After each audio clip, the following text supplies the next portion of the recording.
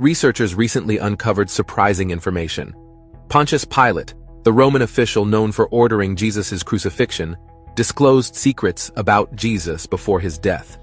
So that Jesus dies. The Romans are the unwilling participants who never want to see this, who would stop it if they could. This is completely spurious history.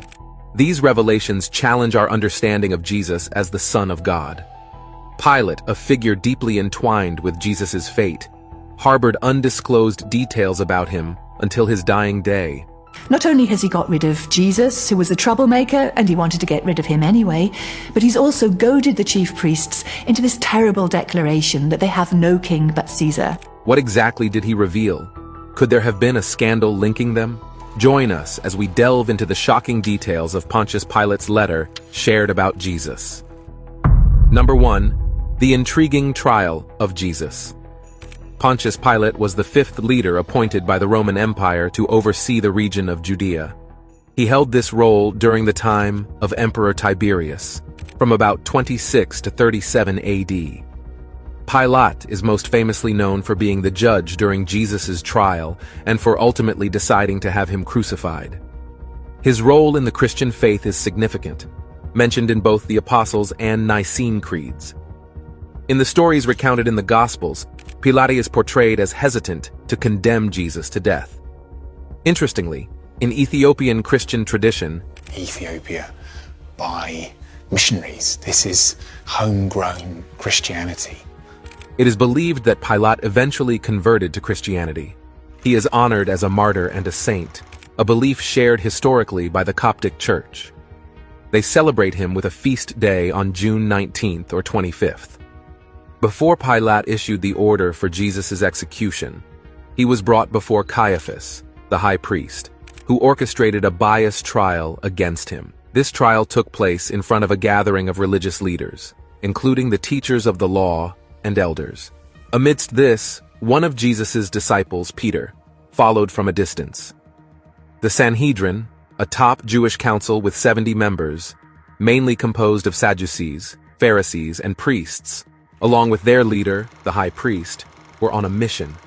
They aimed to find any evidence of false evidence against Jesus, desperate to condemn him to death. But despite their relentless search, they came up empty-handed.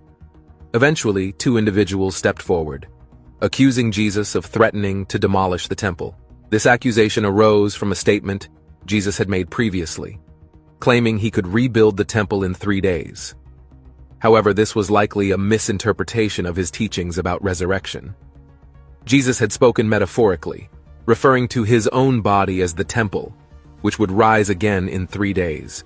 As the tension rose, Caiaphas, the high priest, directly confronted Jesus, demanding to know if he claimed to be the Messiah, the Son of God. In response, Jesus affirmed, deeply hinting at his divine nature and future glory. He prophesied that they would witness him seated at the right hand of God, coming with the clouds of heaven. Nevertheless, I say unto you, hereafter shall ye see the Son of Man, sitting on the right hand of power and coming in the clouds of heaven. Caiaphas, a prominent figure in religious leadership, condemned what Jesus said as blasphemy. Blasphemy means speaking or acting in a way considered disrespectful to God, especially according to Jewish beliefs. When Jesus claimed to be God's son, it was seen as insulting to God by the Jewish leaders. As a result, they found him guilty. Not only did they condemn him, but they also physically attacked him, spitting in his face and beating him. The Jewish leaders had multiple reasons for wanting Jesus dead. Firstly, he openly challenged their authority, calling them hypocrites. Additionally, they disapproved of his social circle, as he associated them with sinners, including prostitutes and tax collectors, whom they viewed as morally impure. Moreover, Jesus defied their Sabbath laws by performing healings on that day. They also objected to his claims about himself, such as being the Son of God and the promised Savior, which they couldn't accept. After the leaders of the Jewish community have deemed Jesus guilty of a crime punishable by death, they must take him before Pontius Pilate, the Roman governor. Surprisingly, it appears that the Sanhedrin, the Jewish council, lacked the authority to carry out capital punishment at the time. Thus, they required the approval of Governor Pilate to proceed with Jesus' execution. Their accusations against Jesus were twofold. They claimed he was corrupting their people and urging them to refuse to pay taxes to Caesar. Moreover, they accused him of declaring himself as Christ, a king. However, it's important to note that Jesus never explicitly instructed people to withhold taxes from the Roman authorities. Number 2. Jesus' encounter with Pilate and Herod. Pilate turned to Jesus.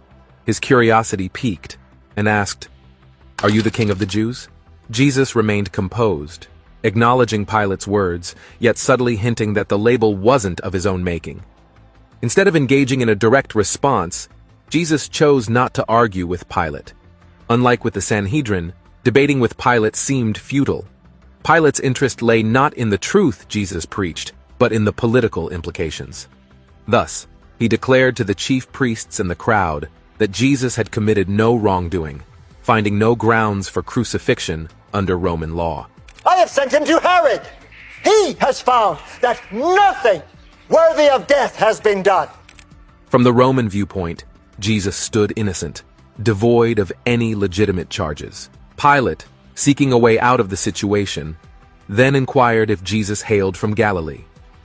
Realizing Herod's jurisdiction over the region, he sent Jesus to Herod Antipas, who held sway over Galilee during that era.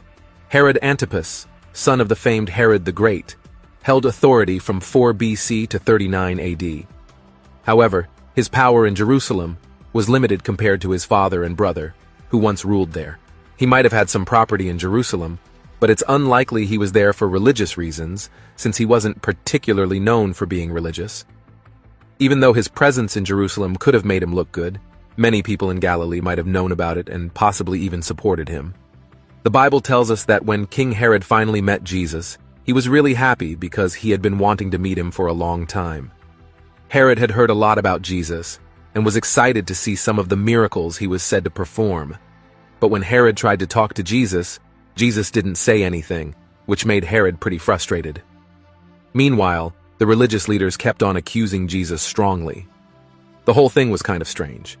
Herod knew about Jesus and what he was doing in Galilee because he was worried about his safety and had a pretty good spy network. Before, Herod thought of John the Baptist as a danger, especially after John spoke out against him marrying Herodias. You cannot marry your brother's wife while he's still alive? Herod wasn't sensitive to morals, but he knew that many people in Galilee didn't like his marriage for moral and political reasons.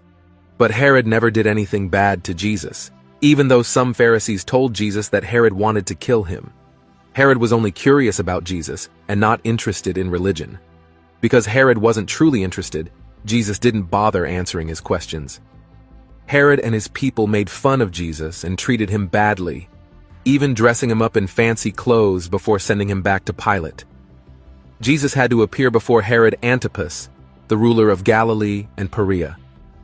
Herod was interested in Jesus' fame and hoped to see him do a miracle, but instead Jesus didn't say anything and showed he didn't care about Herod's interest. Feeling disrespected because Jesus seemed not to care about him, Herod's dislike turned into strong dislike, making him treat Jesus with disrespect and teasing. Trying to make Jesus look small, Herod told his soldiers to dress Jesus in fancy clothes, mockingly admitting that he might think he was a king. This rude act wasn't just about making fun of Jesus. It was also about showing off Herod's power and showing that he was better than Jesus. It was a careful move to keep his reputation in control, especially when faced with someone who seemed dangerous. Additionally, the relationship between Herod and Pontius Pilate, the Roman governor of Judea, was complicated. Even though they didn't get along at first, having to deal with Jesus brought them closer together unexpectedly. Pilate's choice to punish Jesus even though he didn't do anything wrong shows the pressure he was under from Jewish leaders and the tense situation in Jerusalem during Passover. Pilate was focused on keeping everything in order and stable. But when it came down to it, he cared more about what was politically convenient than what was fair. So even though Jesus hadn't done anything wrong, Pilate still let him be treated unfairly. Interestingly, there was a hidden custom that was conducted in the Passover festival in Rome. Number 3, the trial of faith. In ancient Rome, during the Passover festival, there was a fascinating custom where the governor pardoned one prisoner chosen by the people. This governor, Pilate, found himself in a difficult situation. He had to choose between two men, Barabbas, known for causing trouble, and Jesus Christ, whom some believed to be the chosen one. Pilate sensed that jealousy played a role in bringing Jesus before him. So Pilate turned to the crowd and asked them a crucial question. Who should I release, Barabbas or Jesus, also called the Messiah?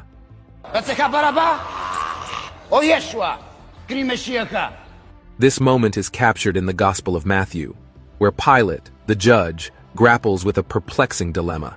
Adding to the tension, Pilate's wife had a troubling dream that convinced her of Jesus' innocence. She urgently warned her husband against condemning him. Despite this, Pilate's decision failed to satisfy the high priests and elders. They were determined not only to protect their reputation, but also to see Jesus executed.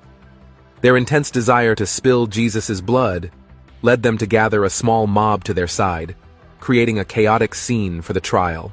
This gripping tale paints a vivid picture of the political and religious tensions of the time, with Pilate caught in the middle of it all.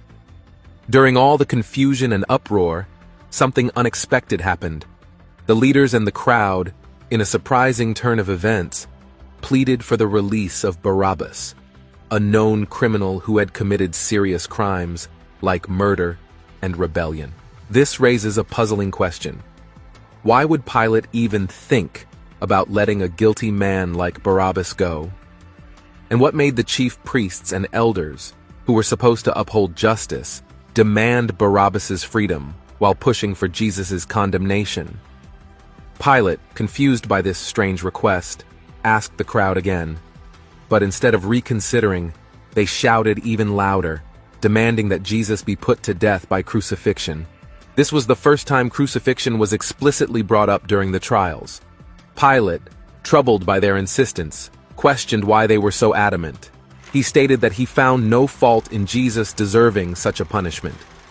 He suggested a lighter punishment for Jesus, emphasizing his innocence, which was a central theme in Jesus' teachings.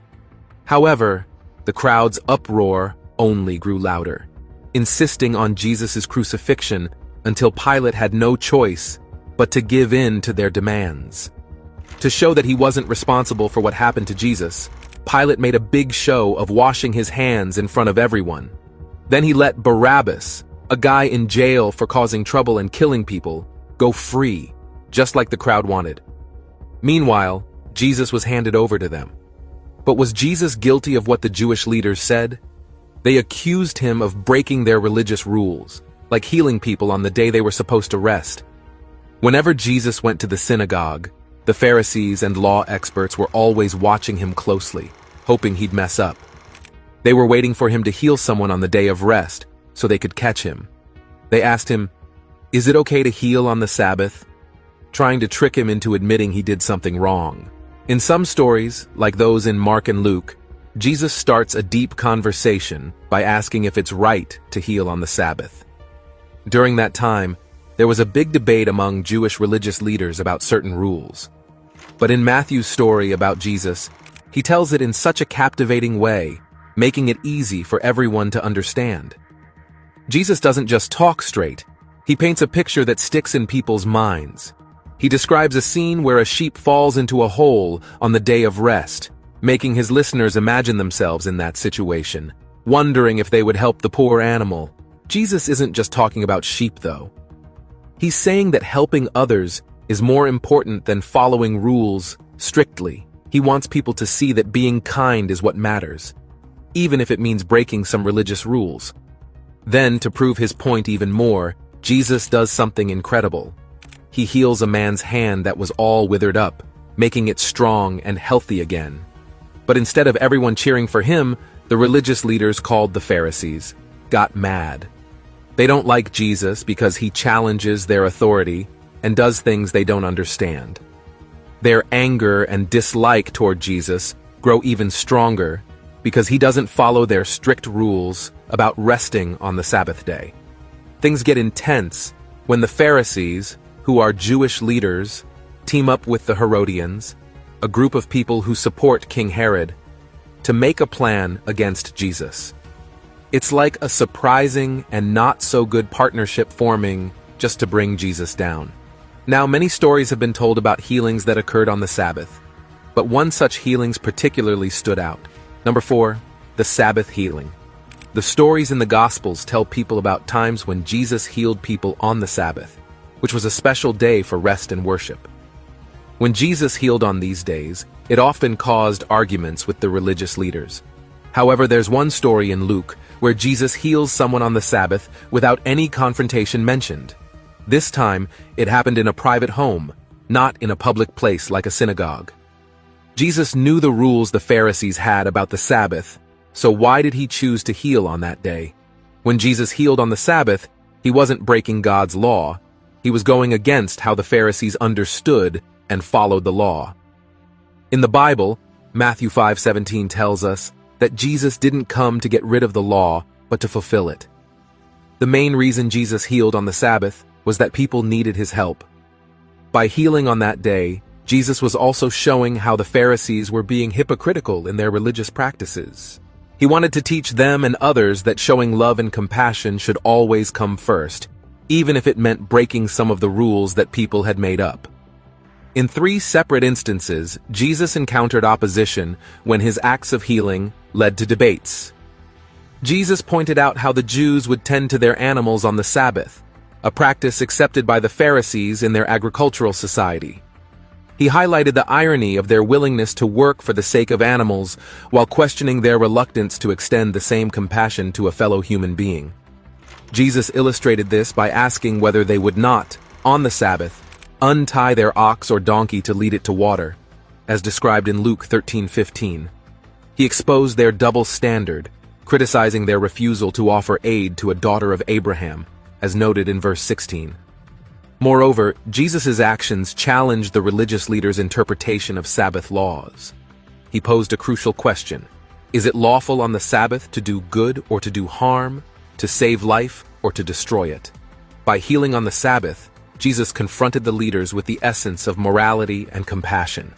Their silence in response to his question spoke volumes, indicating their inability or unwillingness to acknowledge the righteousness of doing good, even on the Sabbath. Jesus' healing acts served as a clear demonstration that prioritizing kindness and preserving life transcends any rigid adherence to Sabbath regulations. In contrast, using Sabbath rules as a pretext for harm or cruelty was shown to be a distortion of divine law. Jesus often healed on the Sabbath to show everyone why God set aside that day as a time to rest. The Sabbath wasn't just about giving praise to God, it was also meant to help people. In the book of Mark, it says that the Sabbath was made to benefit humans, not the other way around. It was a chance for people to recover after a busy week and to shift their attention away from their daily tasks and towards God. When Jesus healed on the Sabbath, it was in line with what God intended for that day.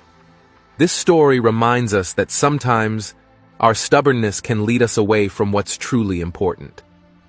It's a good lesson for people to regularly check their beliefs and make sure they match up with what the Bible says. Interestingly, a lot of accusations were levied against Jesus by the Romans, as they were never able to comprehend the deeper meanings behind his words and actions. Number 5. Jesus' radical message of redemption. Jesus faced an accusation that he claimed he could destroy the temple and rebuild it within 3 days. I am the new temple. I raised it up in 3 days. When I raise myself from the dead in 3 days, everywhere in all the world, people can go to God through me. This accusation carried serious weight because tampering with the sacred temple was considered blasphemy, punishable by death. It would also expose him as a fraud. However, Jesus' statement had a deeper meaning.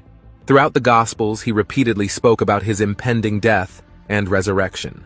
He understood his divine mission, which was not about overthrowing earthly powers like the Romans, but about fulfilling a higher purpose. His disciples, however, had different expectations.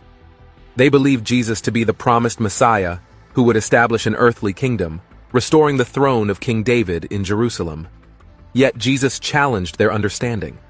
He would indeed reign as the promised Messiah, but his path to kingship was through sacrifice, not through violence. As for the significance of Jesus eating with sinners, it was a deliberate act to demonstrate his mission. After calling Matthew to follow him, Jesus shared a meal with many tax collectors and sinners at Matthew's house. This act symbolized Jesus' message of redemption and inclusion. It showed that he came not for the righteous, but for those who recognized their need for spiritual healing. In essence, it underscored the core of Jesus' teachings: love, forgiveness, and acceptance for all. Matthew, once a tax collector, surrounded himself with sinners who had become his friends and acquaintances. They were now drawn to Jesus, and Matthew desired to introduce them to him. However, the scribes and Pharisees, who held disdain for tax collectors, voiced their complaints. Despite this, Jesus continued to spend time with these sinners, aligning perfectly with his mission to seek and save the lost. In the time of Jesus, rabbis and spiritual leaders held significant respect in Jewish society, particularly the Pharisees, known for their strict adherence to the law and tradition. They were honored as paragons of righteousness, with almost everyone looking up to them. Yet they distanced themselves from those they deemed as sinners, those who didn't adhere to their strict rules. It was unheard of for religious leaders of Jesus' time to associate with tax collectors, who were infamous for their corruption and collaboration with the despised Romans. However, Jesus deliberately chose to dine with sinners, emphasizing the availability of repentance and forgiveness. As Jesus' ministry expanded, so did his popularity among society's outcasts, offering them hope and inclusion in a way that was previously unimaginable. Once upon a time, when Matthew became a close companion of Jesus, Jesus naturally started spending more time with the outcasts of society. It was only expected that Jesus would mingle with tax collectors and sinners because, as mentioned in Mark 21:17, he came not for the righteous, but for the sinners. Whole reason Jesus came to earth, the whole reason he died on the cross, was not for good people, was not for perfect people. Jesus came for sinners. Jesus knew that to reach those who were lost, he needed to connect with them somehow. During a feast at Matthew's house, Jesus shattered societal norms and criticized the Pharisees' rigid rules for achieving righteousness. By dining with sinners, Jesus demonstrated that he cared more about people's inner selves than their societal status. While the Pharisees judged others based on their past actions, Jesus saw their spiritual needs. Throughout his ministry, Jesus consistently reached out to those who needed him. He surprised his disciples by engaging in conversation with a Samaritan woman, forgiving an immoral woman, and assisting a Syrophoenician woman. He even touched a leper and visited the home of Zacchaeus, a tax collector, demonstrating his willingness to embrace the marginalized. Time and again, Jesus showed compassion towards the untouchable and expressed love for those who were deemed unlovable. His actions exemplified his belief in looking beyond cultural boundaries and recognizing the humanity in everyone.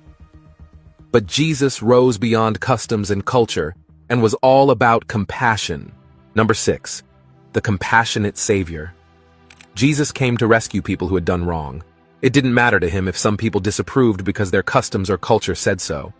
What mattered was saving souls, something so important it couldn't be overlooked. In John 3:17, it's mentioned that God didn't send Jesus to point fingers at everyone's mistakes, but to rescue them from those mistakes.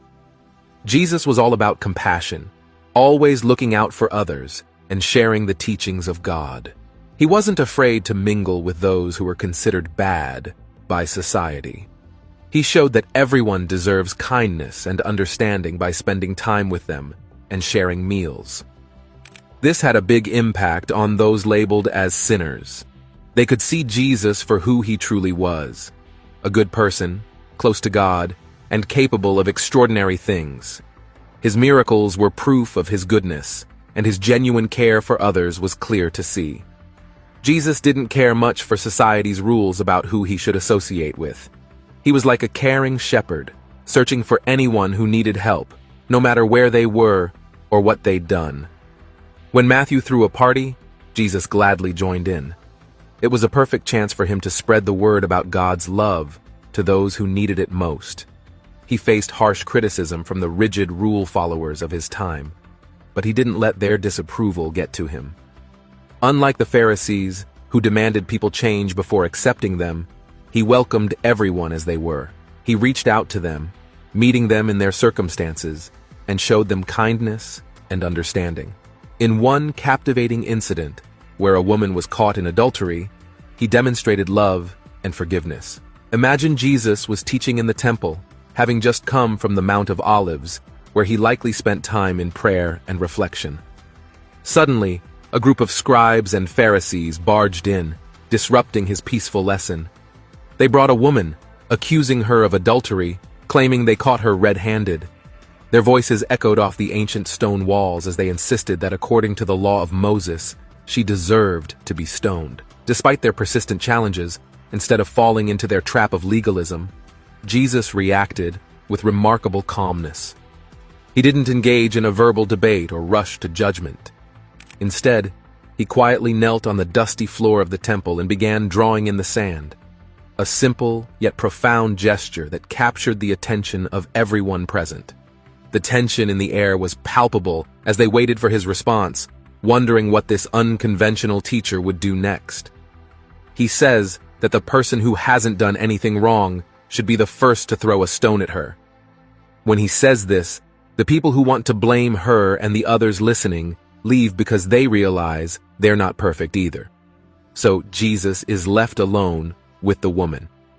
He asks her if anyone has said she's guilty, and she says no. Jesus then tells her that he doesn't say she's guilty either, and advises her to live better from now on.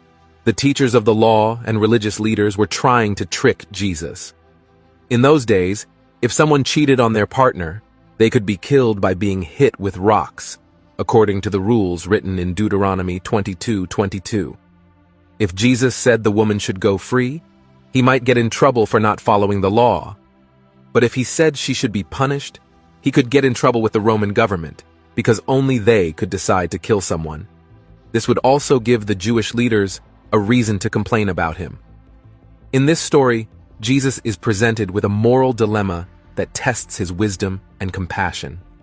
The crowd's eagerness to stone the woman reflects the harshness of ancient justice systems, where punishment was often severe and unforgiving. Jesus' response not only demonstrates his belief in forgiveness and redemption, but also challenges the hypocrisy of those who are quick to judge others while ignoring their flaws. Moreover, this event showcases Jesus' ability to navigate delicate political and legal situations. By neither condoning the woman's actions nor endorsing her punishment, Jesus sidesteps the traps set by both religious law and Roman authority. His response transcends the narrow confines of legalism and instead emphasizes the importance of mercy and understanding in human interactions. The Jewish leaders, known as the Pharisees and scribes, held significant religious authority in ancient Judea. They were experts in Jewish law and were often seen as moral authorities. However, their motives in bringing the adulterous woman to Jesus were questionable. Some historians suggest they may have been attempting to trap Jesus or test his adherence to Jewish law. The setting of this event is also intriguing.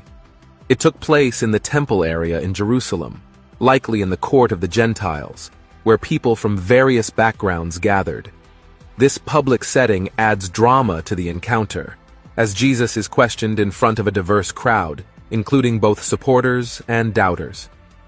Additionally, the response of Jesus, stooping down and writing in the dust, has sparked much speculation and debate among scholars. While the exact meaning of his actions remains uncertain, some suggest that Jesus may have been referencing Old Testament passages related to judgment and forgiveness, further emphasizing the theme of justice and mercy. Pontius Pilate, the Roman governor of Judea at the time, holds a key role in the crucifixion of Jesus. His decision to condemn Jesus to death, despite finding no fault in him, underscores the political tension between the Roman authorities and Jewish religious leaders. Pilate's reluctance to intervene highlights the complexities of power dynamics and political expediency in the ancient world. Furthermore, the manner of Jesus' death, crucifixion, was a form of execution reserved for the most despised criminals and rebels in Roman society. It was a gruesome and painful method of punishment designed to inflict maximum pain and humiliation. Jesus willingly enduring such a fate underscores the depth of his sacrifice and commitment to his mission. What are your thoughts on Pontius Pilate's shocking letter on Jesus' death? Let us have your opinions in the comments below, and if you enjoyed watching this video, make sure to give it a thumbs up and subscribe to the channel.